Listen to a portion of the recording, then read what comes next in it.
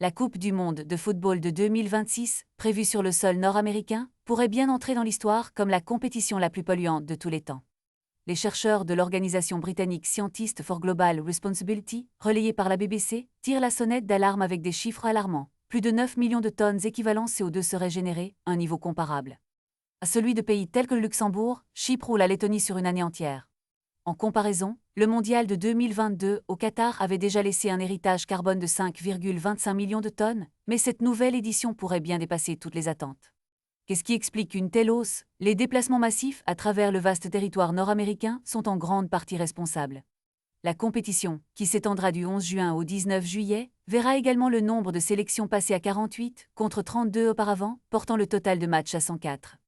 Cette expansion soulève des questions sur la soutenabilité de l'événement et sa promesse de réduire son empreinte carbone.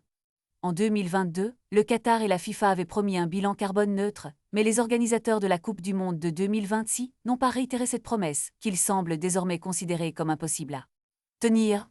Les conséquences de cette Coupe du monde pourraient s'étendre bien au-delà de 2026, avec un mondial de 2030 prévu sur 3 continents, impliquant l'Espagne, le Portugal, le Maroc et des matchs en Amérique du Sud.